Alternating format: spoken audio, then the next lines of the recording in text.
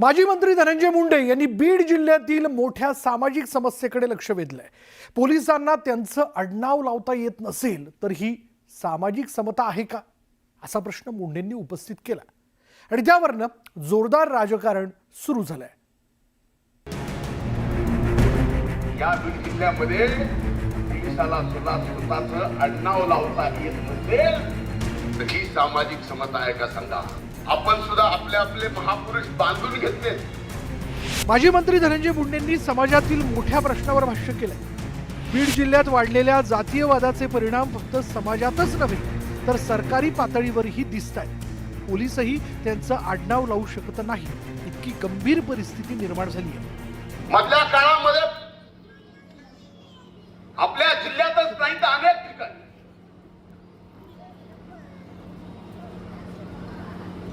सामाजिक समता उरली नाही। मला तर सांगायला लाज वाटते, या बीड जिल्ह्यामध्ये पोलिसाला सुद्धा स्वतःचं आडनाव लावता येत नसेल तर ही सामाजिक समता आहे का सांगा। अण्णाभाऊ साठे जयंतीनिमित्तानं आयोजित करण्यात आलेल्या कार्यक्रमात धनंजय मुंडेंनी महापुरुषांवरून ही वक्तव्य केलं। सर्व जातींनी महापुरुषांची वाटणी केल्याचं दृश्य विदारक असल्याचं मुंडेंनी म्हटलंय। शिवरायांनी एका जातीचं नव्हे तर रयतेचं राज्य निर्माण केलं होतं, याकडे त्यांनी लक्ष वेधलं। छत्रपती शिवाजी महाराजांची जयंती म्हणले की फक्त मराठा समाजाने करायची। परमपूजनीय डॉक्टर बाबासाहेब आंबेडकरांची जयंती म्हणलं की ती फक्त मागासवर्गीय समाजाने करायची। महात्मा फुलेंची जयंती ही फक्त माळी समाजाने करायची।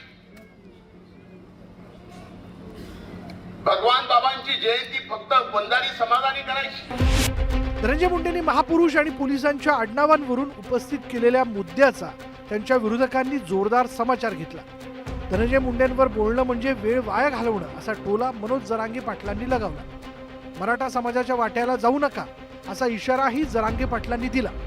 तर दोष आडनावात नसतो असं म्हणत अंजली दमानी यांनी मुंडेंवर जोरदार हल्लाबोल केला। दोष हा नावामध्ये नसतो, आडनावामध्ये नसतो, समाजामध्ये नसतो। दोष हा कर्मांमध्ये असतो।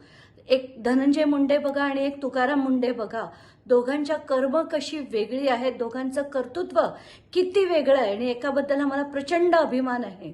तुकाराम मुंडे कसे आहेत बघा, त्यांच्याकडनं काही शिका। बीड जिल्ह्यात मागील काही वर्षात जातीयवाद प्रचंड प्रमाणात वाढलाय। या पार्श्वभूमीवर सर्वपक्षीय नेत्यांनी वोट बँकेचं राजकारण टाळून सामाजिक भान जपत सर्व समाजात सौहार्द कसा निर्माण होईल यावर लक्ष देण्याची गरज आहे। Bureau report, news 18 Lokmat.